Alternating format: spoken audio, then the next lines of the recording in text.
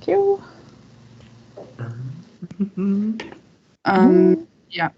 So Fritz and Markus just entered. So perfect.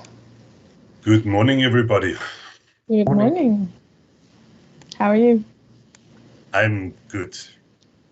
I'm Looking forward to this session. Yes. Good morning. Everything. Hi, Markus. So Peter, I'll put you live. Okay. Yeah. Okay. Perfect. So the plan is we have a short presentation first, 20 minutes, and then we will invite you, Mr. Geiger, to the scene. Very good. Okay. I can just share my screen. Yes.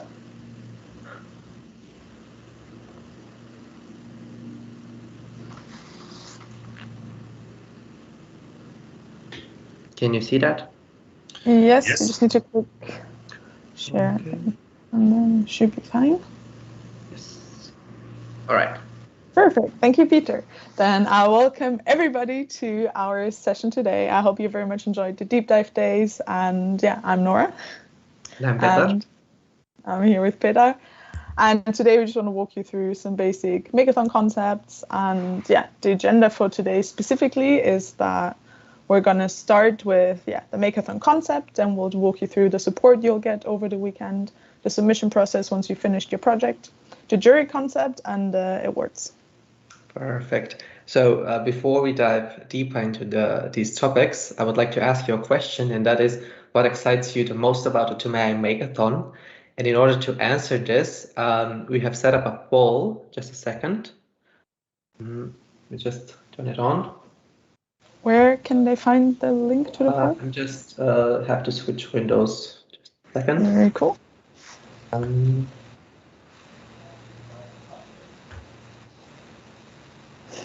1 second, please. It's all good.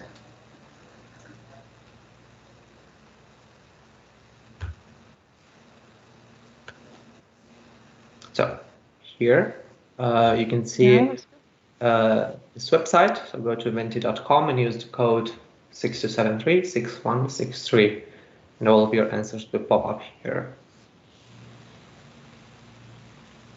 What are you most excited about, Peter? Mostly excited about to see the final pitches and how they go. What about you? Yeah, same. I think it'd be super cool what people come up with during the next 3 days, and see what kind of type of ideas make it to the final. Yeah. Also because the themes this year as well are quite different to one last year, so it'd be super cool to see in which direction these ideas go. Yeah. I think somehow they're not showing. Let me just check. You could also copy the link into Slack, maybe somebody, or you, or whoever from the Makeathon team. Let me just check it if it's working actually.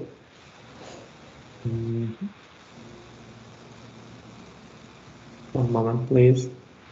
So good.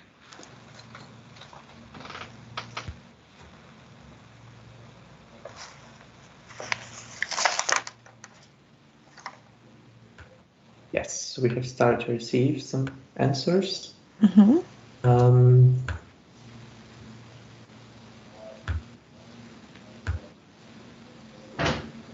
you see that?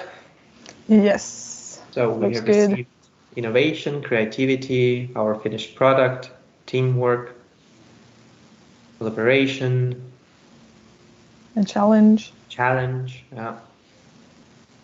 Definitely will be a challenge in such a short time to create something cool, but I'm sure you're all up for it. Interdisciplinary. What else? Maybe we're gonna wait a minute or two. Just joining in. Applications. What else is there? Network opportunities, meeting everybody, because we have there was the social sessions this week as well, right? Yeah. Networking. Yeah. Making. Cool. We had our networking event with Microsoft actually. It went pretty well. Very cool. Yeah. Then we have learning, different people work talk, if I'm reading that correctly. Anti-procrastination. Finally being productive. I like it. Yep. What else is there? I think Microsoft. Yep. Teamwork. Okay. I think we're all pretty excited for the Makeathon. We're excited as well. And now we can go further on. Of course, fun has to be there. Easy. How do I stop?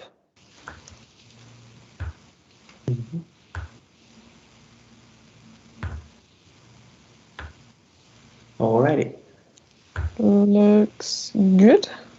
Now we'll get to our first point in the agenda, which is the Makeathon concept. As you already know, there will be 40 hours of collaboration. There'll be an expert support throughout the weekend, which I'll tell you a bit more about later on. There'll be awards. I don't know if you've already seen what the awards are, because there have been some posts about it, but I'll just remind you of the exciting awards at the end of this presentation. And of course, we have an expert jury. Yes, sounds perfect. Then going further on, we have the official timetable for this weekend. Today's Friday, the 15th of October, and we have the opening stream right now from 10 a.m. till 11 a.m. And the Makeathon starts at 11 a.m. sharp. You have 48 hours to the submission deadline, so that's on Sunday. And here, there are some guidelines for the submission. You will hear about them later. From 2 to 6, there are the season pitches, which will be done across all teams. And then from 6 to 9, there is the finals and award ceremony. And after that, at 9 p.m. open-end, there's a socializing event. Going down the line, we also have provided some support for you, which in which you could just ask us anything. And for that, Nora can explain something more. Yes, we have our support channels in Slack, where you can always message anybody at any time. I mean, there are really no stupid questions, so jump on there, ask whatever. And of course, you have your company mentors for the company challenges who will also be there to support you. I don't know if they have specific time slots, but I'm sure they informed you about this when they will be available to help you. Yeah. And there are specific channels for the type of support you're going to get. We have AI and IT with business and general support. And yeah, as I said, no stupid questions. So just annoy them with your questions and make sure you get the most out of them as possible. And also very important, the naming conventions. First of all, for yourself, make sure maybe to even change that right now. If you go on Slack itself, you can click on the top on your picture, top right, I think. And there on profile, change profile, you can change your name. Here you can either use your first name or your nickname, whatever you want to be called, really. Then put your track in the first brackets and your team name in the second brackets. And if you're looking for your mentors from a company, you can use the search bar at the top of Slack and just type in the company name, and you should then see the company mentors. You can message them directly. Same goes for our experts. If you go in the search bar and search for the type of expert you need, you should also be able to find them. And you can recognize us organizers by having TUM.ai in our brackets behind our name. Perfect. Then going down the line, we also have the submission process, which is till 11 a.m. on Sunday. And for this, for this, we have some guidelines for you written, and you can find it. You can find it in our Notion page right here, the submission information with the green book, and basically you have to submit at least two items. The one is the pitch deck and the prototype, or you can also add some instructions which are optional. And regarding the pitch deck, it can also be uploaded to Google Drive or GitHub, and your prototype needs to be uploaded to GitHub. There are also some additional rules that you need to follow, and for it more detailed overview, please check out the submission information in our Notion page right there at the green icon. Then we also have the jury concept. Yes, exactly. So very roughly, our jury concept will be that we have the submission deadline first on Sunday at 11 a.m., like Peter said. And then everybody, all of you, will participate in the pre-round with the season pitches, where the top 8 of the teams will make it into the final round, where you present in the grand finale, and the expert jury will then decide who the winner is going to be. Mm-hmm. Then moving on to a more detailed overview for the how the jury actually works. So we have for the season jury, all teams will pitch. The jury will give out points, and the best two teams per track with the most points will participate in the finals. However, this does not apply for the social impact track and for the finance track. For the social impact track, we have the best 3 teams will go to the finals, and from the finance track, we have the best team, only 1 team will go through the finals. The reason being that in the finance track, we only have 3 teams participating. In the social impact track, there's, I think, more than 10 or 13 teams participating. So to balance things out, we just have done it in such way. So from social impact, 3 teams, finance 1 team, and then for the rest to track sustainability and infrastructure, the best 2 teams will go to the finals. So in total, resulting in 8 teams. For the season jury, as mentioned, all teams will pitch. You have 4 minutes for your pitch, 2 minutes for Q&A, and then 8 minutes jury discussion. Here, there's each team can receive maximum 100 points. 25% is for the business model, 45% for the technical solution, 15% innovation, and 15% for the pitch. So even the 4 minutes for your business pitch count towards the maximum point you can obtain. Then for the finals, as mentioned, the top 8 teams go through the finals, and each jury member can invest TUM.ai coins. Here you will be graded by another jury, our finals jury, who are experts in their domains. And here you have each jury member has 1 million TUM.ai coins, and then the jury collectively has 5 million TUM.ai coins. Here the time slots are a bit different. You have 6 minutes for your business pitch, 3 minutes for Q&A, and 5 minutes for jury investment. In this 5-minute time period, the jury just talks within one another, so they can decide how can they distribute the TUM.ai coins. For any further information, we have posted everything in Slack, so please check out the channels. Next, we come to the exciting part, which is the awards. Like I said, some of you probably have already seen what awards are, but I just want to quickly remind you again what you're playing for. We have for the first place, €2,000 for the team and exclusive access to the TUM.ai membership. So you're free to join us whenever then. And the second place, we have €1,000 for the team. And in third place, we have €500 for the team. And obviously, not to forget the meme challenge winner, who individually, the winner will get €100 as well. So yeah, make sure to not forget about this challenge either. Perhaps one more reminder how the meme challenge works. We have a channel on Slack. Post your favorite meme, and then the winner with the most trophy reactions wins the prize. Okay, perfect. I think we have covered it all. And maybe just a quick side note, if any of you want to kind of post some pictures in your stories or on Instagram anywhere or on LinkedIn, we'll repost some of the best ones that we see. So you might get some fame for your product if you tag us there in LinkedIn or Instagram, wherever you want. So go ahead. Then, as mentioned, all the information is posted in our Notion page in detail. Even the timeline for the Makeathon weekend, starting from today till Sunday. And right now we will have perhaps a short 5-minute break because we are having special guests over at 10:20. And I think we can start the break right now. That's okay. See you in a sec, everybody. See you.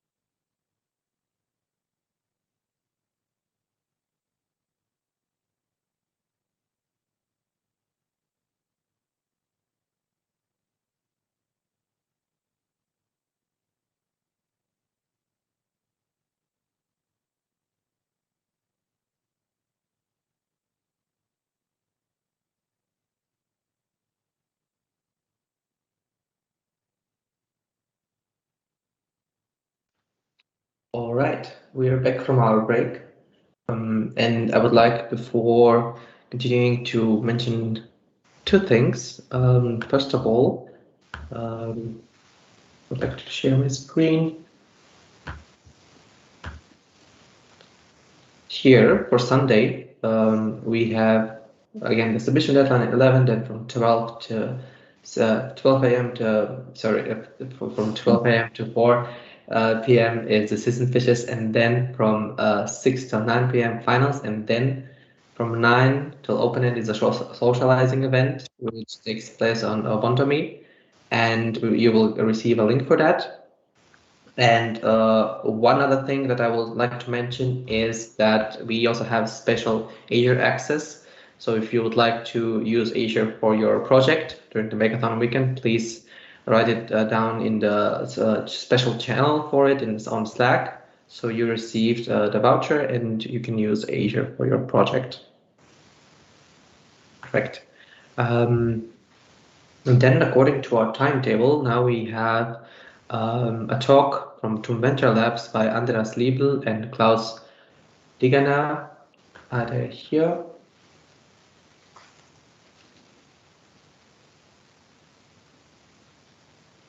I don't think so, actually. So either, then should we just go directly to Microsoft? Does the order matter? Because if not, we might as well. I think they're one after another. That's fine. We can start Microsoft, surely.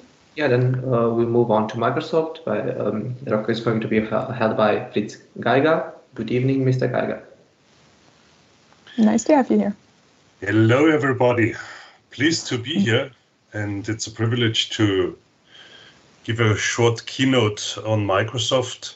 So, my information, I do have 20 minutes time. That's correct?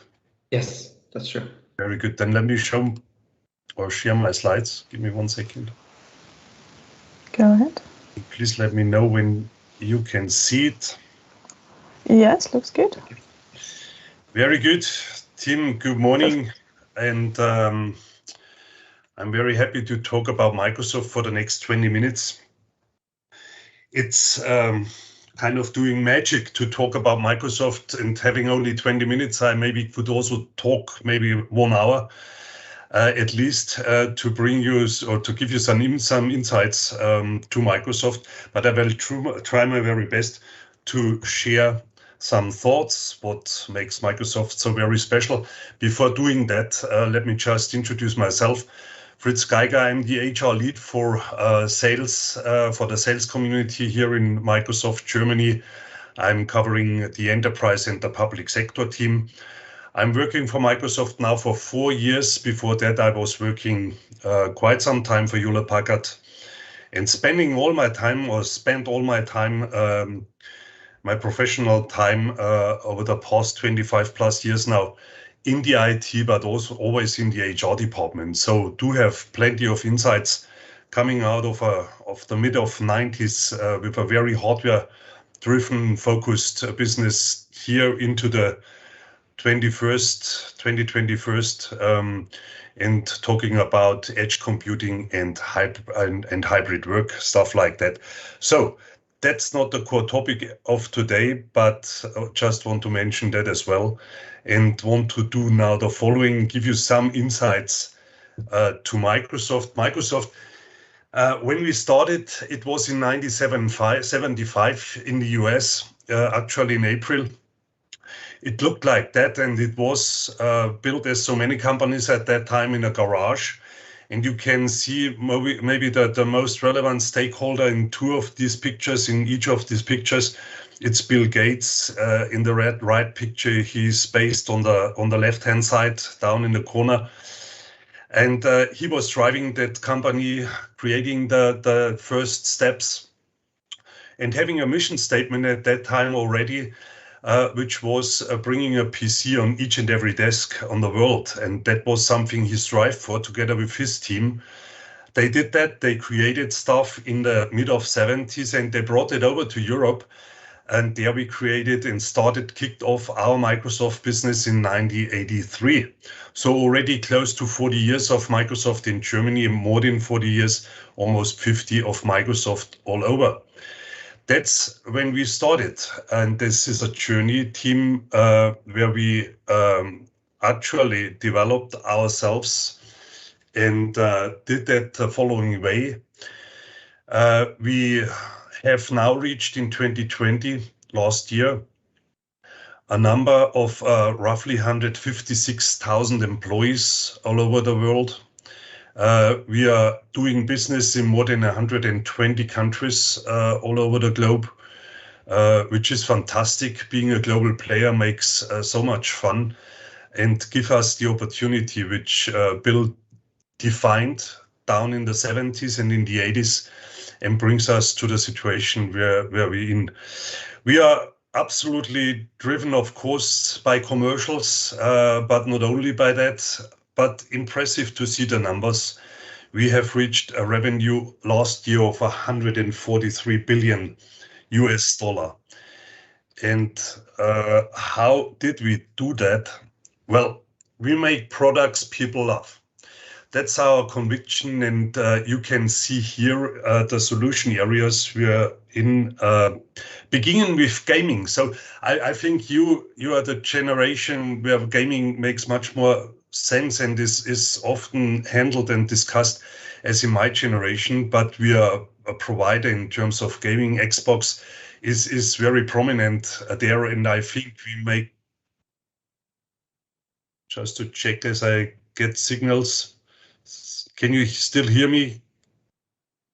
Yes, we can hear you. Very good. Sorry for that. So gaming is one of the parts. We do have plenty of other business groups, and you can see that here in that overview. That's all based on one thing. Microsoft is running on trust. And that's a very important thing I want to bring over here during my keynote within this few minutes.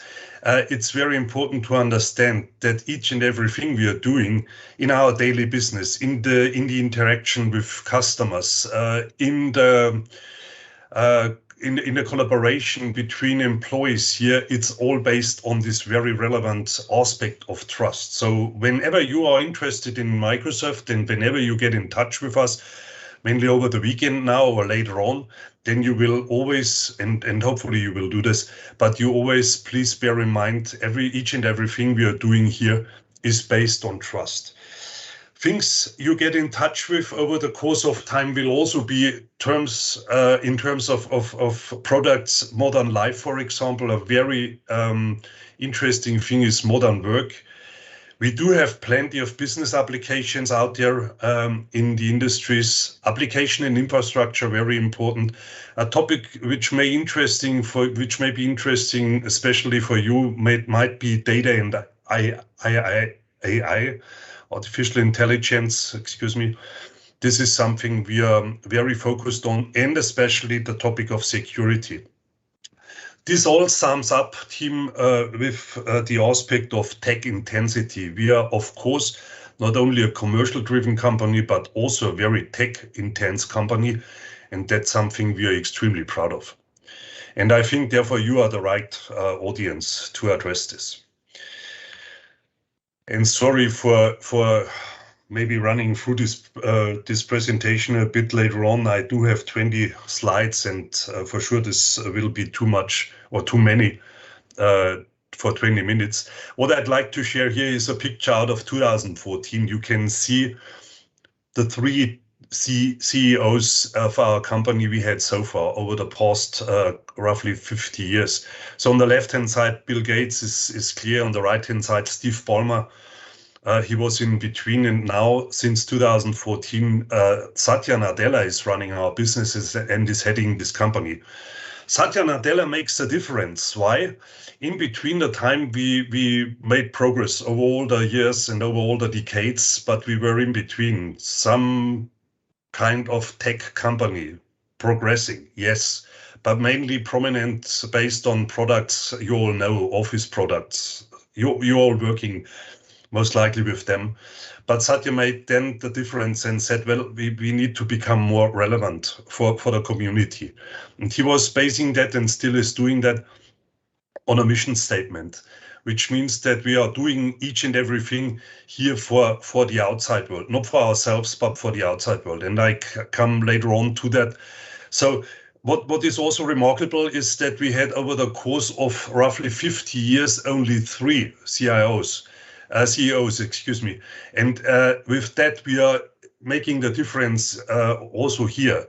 Having 3 CEOs over the course of roughly 5 decades is remarkable, because the other companies are not that solid in that way. So we have a very strong backbone in terms of leadership. And with Satya on board, by the way, he's serving Microsoft for more than 20 years, but in his role as CEO, he is doing that fabulously, and is bringing in that core value we're extremely proud of. So just to quote, or to show you a quote of Satya, and he has many of that, but you can easily read them here. But I like that extremely, and pretty much. He's saying, if you want to be cool, then look for a place out there. Go and join another company. But if you want to join a company that is committed to make others cool, then join Microsoft. And you see, again, this is the view outside. We are not working with ourselves and concentrating on ourselves. Of course, we're doing that in business processes and all and all that stuff of tech intensity. But what we are mainly doing is to concentrate, hopefully, mainly to the outside world, to each and every individual, and to companies and organizations out there. So take this quote. I think it's a very relevant one, and it's showing what Microsoft is standing for. I'm skipping this slide, because I could talk about this slide at least 50 minutes alone. But what you might take from this slide is that we are having, in many occasions out there in the world, in the daily experiences, meeting people with so-called fixed mindsets. So in the old manner, we did that all the time. Why should we change? That's something we have clearly put on the left-hand side and said left is behind. We want to work purely in a growth mindset, or with a growth mindset, which makes us relevant for the communities out there, for the individuals out there. And we are training and working with each and every employee, and also with our customers, but here with our teams, on this growth mindset. This is core aspect when managers talk to their employees, and vice versa. We make ourselves responsible. We hold ourselves responsible for that. And therefore, it's very vital for you to know that Microsoft is pretty much concentrated on this growth mindset in terms of doing our daily work. We do have this mission, and that creates in one sentence, or confirms in one sentence what I said already twice. So the Microsoft mission statement is definitely to empower every person and every organization on the planet to achieve more. And all of the Microsoft employees have not only that sentence in mind. We are going so far that we put that on the backside of our badges. And therefore, it's extremely important for us to give this, or to define this as the foundation of our daily doing. And I heard Satya many times speaking, whenever he is starting his speeches, then he is starting with the Microsoft mission statement. And therefore, it's extremely important. When Bill Gates was saying in the 70s, a computer on each and every desk in the world, then we're currently running this mission statement. And now, over the course of 7 years, that we want to bring value to the outside. Let me touch the point of people and culture, because you might be interested later on in maybe getting in touch with Microsoft, either way, as an employee, as a customer.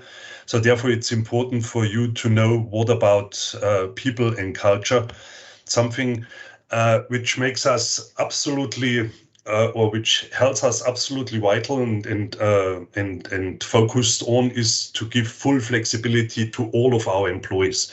Full flexibility in terms of working hours, full flexibility in terms of locations. Why are we doing that? We made huge analysis, tons of analysis. What is the purpose out of that? And just to quote one number, it's 86% of employees, not only employees at Microsoft, but employees overall. It's 86% of employees who want an employer who offers flexible working hours. And coming back to that point is that Microsoft offers complete flexible hours, working hours, and complete flexible location. This is a win-win situation for all of the employees. And some of you might ask now the question, well, I'm based in Germany here, as many of you are, and there are regulations, there are local labor law, stuff like that. Yes, this is all handled and covered by local labor law as well, and we do have close collaboration with our Workers' Council. And we, by the way, have managed that over the past roughly 10 years to give full flexibility to all of our employees, which makes us far more, or which gave us the flexibility far before the pandemic came in 2020. So we were extremely trained in that. We were used to that, and we could switch in March 2020 from one day to the other and make things happen. We were successfully doing this over the course of the last 18, 19 months. For you might be interesting that we are handling this and that we will strive to well, make this even more perfect than we have this today. It's very important because generations are working differently.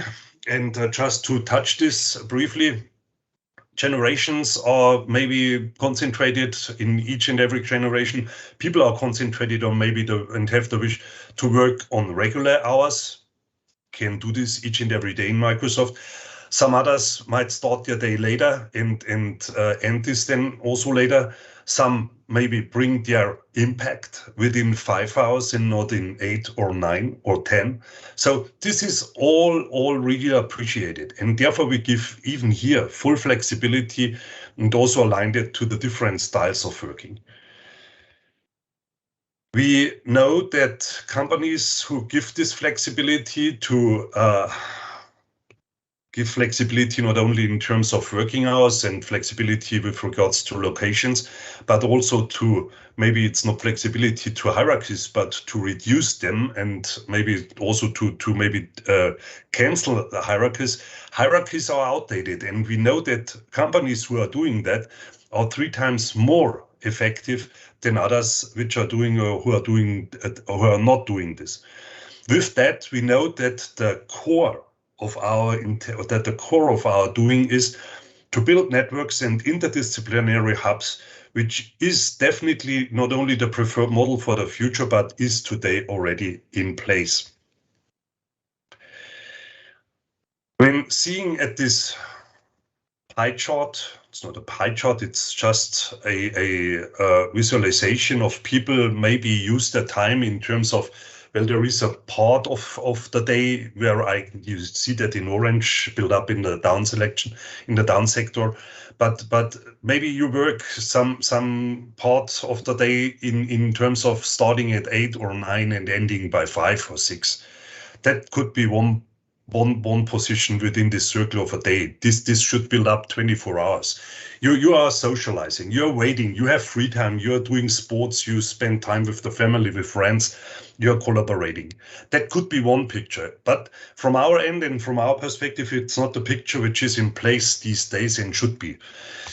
We are handling this completely different, and what you see here is not a split up in different sections, but it's called a flow. It's not a work-life balance, it's a work-life flow.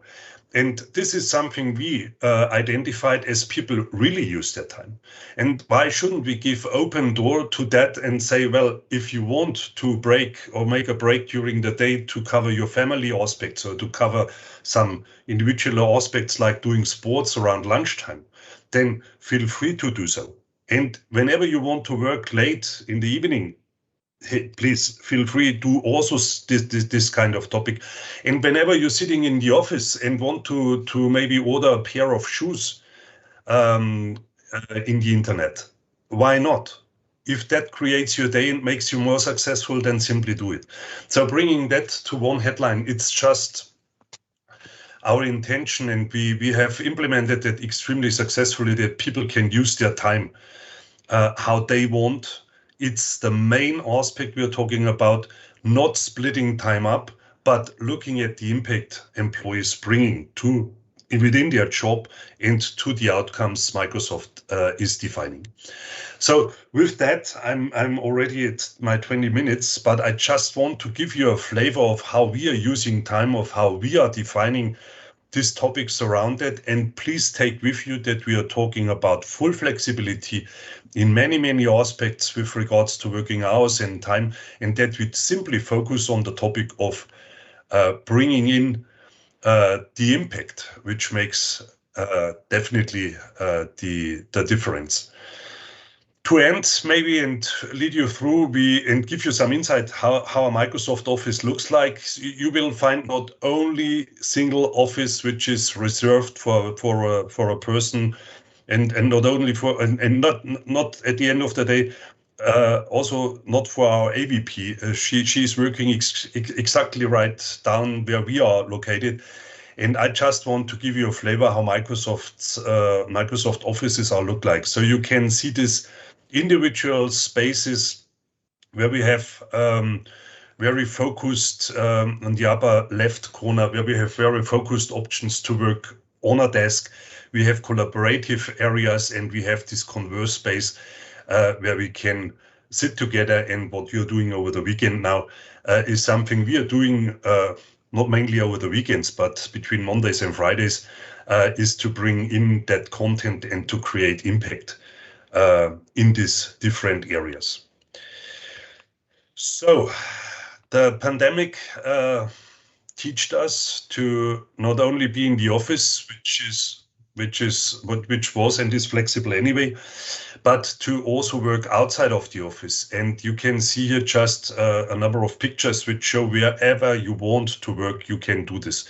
And we made huge experience, positive experience, and having currently the discussion out of this experience, how we can implement hybrid work as we are back to the offices. Officially, we can use now the office spaces again, but how to bring both parts together. And that's something we are working, especially from the HR perspective, to make this happen.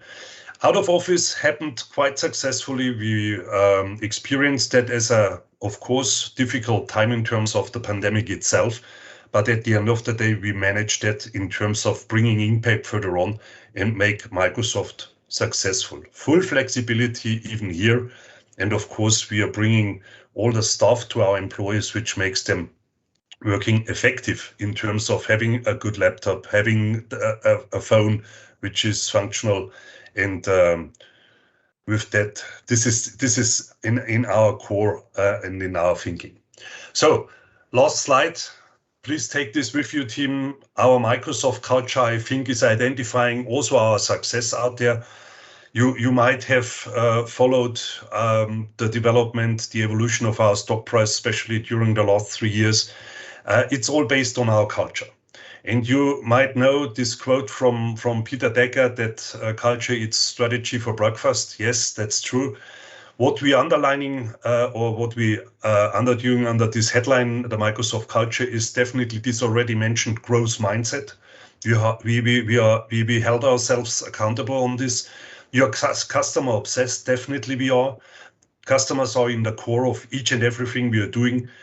Very important maybe for you also to know that we are handling diversity and inclusion not only as a headline, but acting like this, being ambassadors, bringing in this value, diversity and inclusion, and having huge and intense discussions around that topic,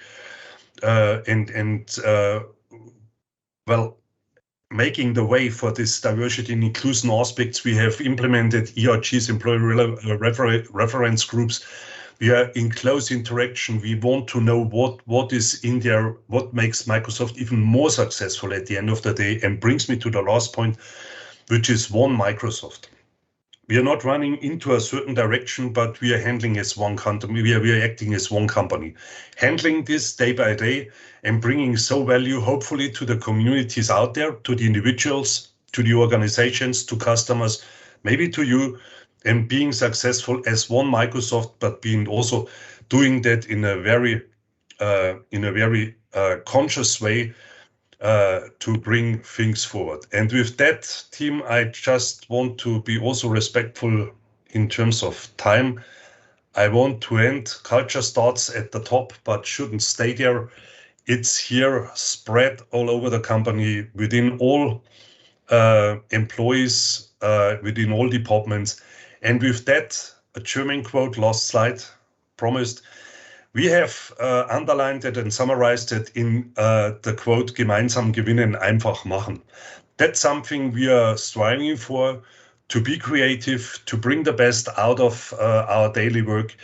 With these topics, you can easily read down there, which contains topic like always learning. We have, by the way, today a learning day, which is reserved purely on the topic of learning. So something similar you are doing over the weekend is today, Friday.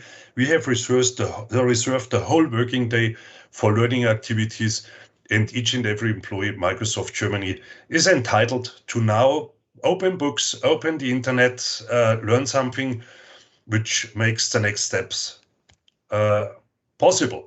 And with that, I want to end and say a big thanks for your patience, for your time, for listening to me. And I hope I could give you a flavor of over the last 20 plus minutes now in terms of what is Microsoft, what creates our current situation and what describes our current situation, and what is the future. I would say the future is bright for all of us, hopefully, but in tech terms and in terms of development of this company, I think we can do much better and even better compared to the past history. But without the history, we couldn't build on, we could not make the future. So with that, a huge thanks to all of you, and I wish you a very successful Friday and the weekend in terms of this Makeathon. Have huge fun, hopefully, and cross fingers for a team which wins at the end of the day. But you are all winners participating in this Makeathon. And with that, I'm handing back to you, Tim, Yes, and thank you so going much out. for that inspiring pitch. And yeah, thank you for having you here. Thank you very much. Right now, we can move forward to a talk by Anton Lipoye from Applied AI and Klaus Legener from TUM Venture Labs. Good evening. Can you hear us? Yes, I can hear you. Perfect. Clear. All right. We're behind schedule, but I think we can just jump right in. Cool. So I hurry, see to catch up some time, and I just briefly introduce Applied AI to everyone here. As some of you actually might know already about Applied AI, I just start very quickly on that. I think there are quite a few people within TUM.ai that had some interactions either within our offices at the Munich Urban Co-Lab or simply because they were working students already. So maybe what are we doing? So Applied AI was or is built for really shaping Europe's innovative power in AI. And what we want to do is to drive AI innovation in Europe, and that's starting in Germany, but it really then has a focus on Europe. And we act as two things. One, and just go to the next slide, one is an innovator, one is a platform. So what are we doing there? We have more or less three parts, three backgrounds of people. We do lots of trainings, trained thousands of people, do strategic projects in AI. So if you're interested in anything that looks at AI from a more strategic perspective, the overall roadmap of companies for AI and the different business units and so on, that's what we do here. And then we really work on engineering projects where we build either products really or projects together with the companies. We are a team of more than 50 people now, lots and lots of partners, more than 50, actually we're working with more than 200 companies here. And we also kind of from a global perspective work in the OECD and the Global Partnership on AI. As said, we have these two parts. So one is the partnership, and I talk a little bit about that. The other one is the innovator. Partnership means we are really kind of a one-stop shop for companies on their AI journey. They can use our tools and resources. What we are there is really working on a very trusted basis together with these companies. On the other hand, we develop innovative kind of products and applications together with the companies. And I will deep dive a little bit in both of those. So on the platform, what we're doing is we are this kind of sparring partner and advisor. So if you work there, it's really about building a relationship with companies and helping them to mature on AI. Then we do lots of knowledge exchanges and creation with 10, 20, 30 companies together working on topics they really care about. So what you on the one hand get to understand is really the pain points of companies. You understand where they are, but you also are in touch with the large organizations in Germany that work on AI, with the heads of AI, with people from the team. So you get to understand also where all these companies are and can build these personal relationships also to these companies. Then we work on an AI ecosystem together with startups. So you and kind of every one of us really is in touch with quite a few of these startups.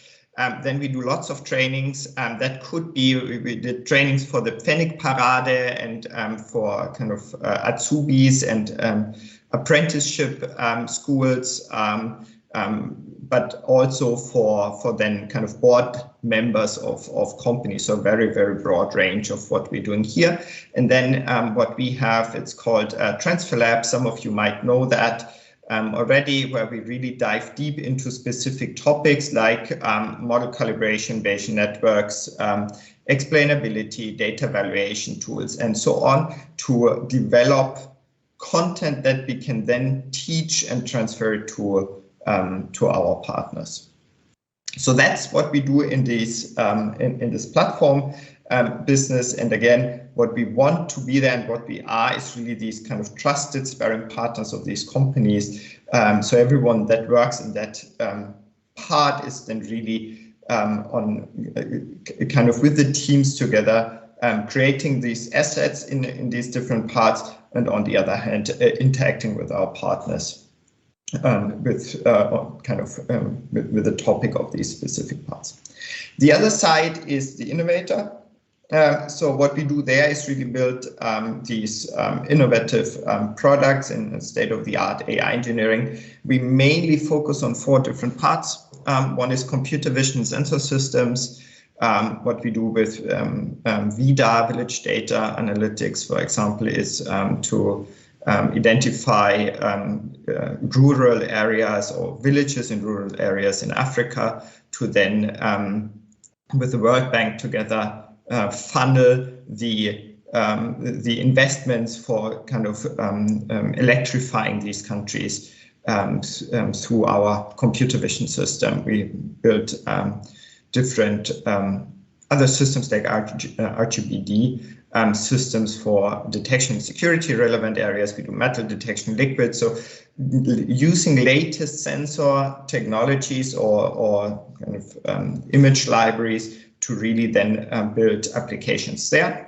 The other topic, for example, is discovery optimization for what we did in drug discovery, for example, or we do really advanced planning and optimization algorithms with multi-colored research and graph networks.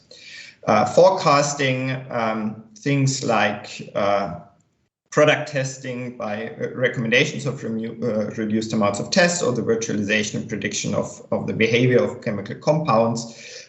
So quite a few of those things, and then kind of many more in this regard.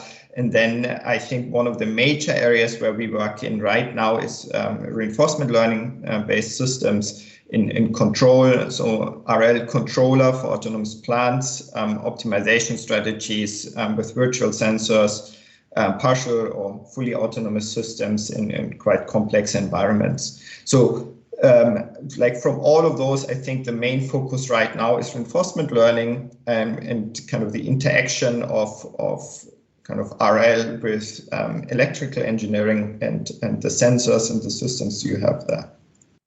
So that's just an example and a kind of an outline of what we're doing there.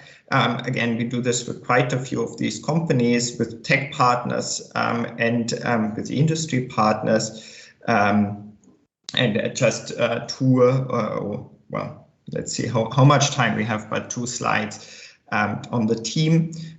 So as said, we have about 50 people. It's really, really diverse. I'm kind of the managing director, so I'm leading this. And then we have different teams that, for example, focus on engineering, where we have almost half of them has PhDs. We kind of published quite a bit also on pretty prominent conferences. Also, actually, that Neurips was a working student that published something there. So it's really also that we support our people in kind of these research activities as well as then publications. Work with quite a few on quite a few projects and very, very diverse set of backgrounds in engineering. The same is for the strategic and the education part. So what we want to have is really a team that as a whole helps these organizations. And I think the true value and also the interesting thing comes from kind of merging these different perspectives, talking about ethics and AI from all the different perspectives, or also looking at an engineering problem with a few people from very different backgrounds. So that's how we are set up, how we work. We base this all on our principles, where we and I just want to point out 1 or 2, but it's the most important part for me is the first one. We really want to impact, to create impact for Europe. The second one is that we do this together. It's not kind of everyone doing this alone, but the kind of the power comes from the team we are building. So if anyone is interested in talking to us, I think through TUM.ai, there's anyway a very good channel to apply the AI, but I'm very happy to answer all these questions from your side. We're always looking for good people. So with that, I just want to end here and hand over to Klaus. I wish you a great hackathon for the next couple of days, and I think I can hand over to Klaus directly. You're muted, sir. Thank you. Awesome. Yeah, thank you very much. Exactly. So I will hopefully give the last talk before you can start with your hackathon. I want to present you very shortly and briefly the TUM Venture Labs. So this is a new initiative which has started now at TUM and at Unternehmertum together. We think we have a great support opportunity that you also might be interested in, because what are the TUM Venture Labs? The TUM Venture Labs are sort of a new entrepreneurial innovation hub with focus on deep tech. That means since you will be working on many cool ideas over the weekend, maybe if you afterwards have the idea to transfer one of them into a business, we try to be the place to have you covered. We try to give you all the support you need. And this, since I already know, you don't do only software AI, you do also something in healthcare, you do something in legal, you're doing in natural sciences. And we try to be very widely open to all of these different interfaces. And of course, like I said, we support you, we support students, we support researchers, we support startup teams itself in all of these deep tech domains. And this is really meant to be an inclusive network. We want to have set up deep incubators in software AI. This is the one where we are supporting the TUM.ai Makeathon right now. and also all other different domains, ranging from quantum computing to healthcare, to chemistry, and to food agrobiotech. You name it, we have it. And we try to give tailored support adapted really to the needs in the specific ventures, in the domains. Which means think about your journey as a startup. You will have some initial ideas, you will need a lot of further knowledge of venturing, support of spaces, of infrastructure, and a network at the end of the day. And we have set us up to support you with all of this. We are a great team, supported on the very top by the president of the TUM, by the CEO of the Unternehmer TUM, ranging all the way down to our managing director, one for each of the venture labs. Let me point out to you one who is very much of interest for you today, because you will see him over this weekend several times. This is Anton Lipoye. He will also be part of the jury, which will judge you at the end of this Makeathon. He's an amazing guy. He has itself already run 3 startups. He's right now member board of Untitled Technologies. He studied in Harvard at the Imperial College in London. Yeah, and if you're interested to, after the Makeathon, hear even more from his wisdom, you can also, of course, listen to his podcast, Entrepreneurial Realities, which is out right now, or just come on to him with your startup idea and get a little bit of support. So how does this look like? Imagine you come to us at the Software.ai Venture Lab. Like I already said, we try to focus on 4 pillars where we will try to support you with your growing idea.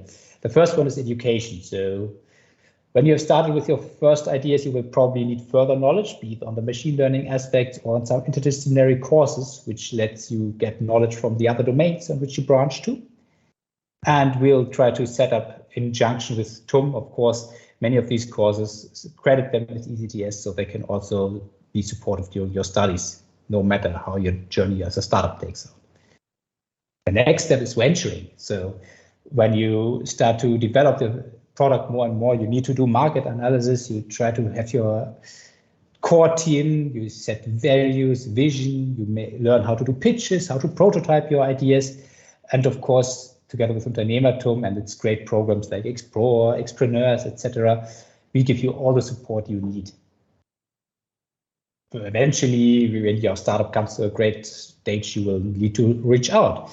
Already now you have the opportunity to reach out to Microsoft, but there are many more companies out there you can try to connect. And we have an awesome network of mentors, of industry experts, of venture capitalists and investors to which we want to connect you.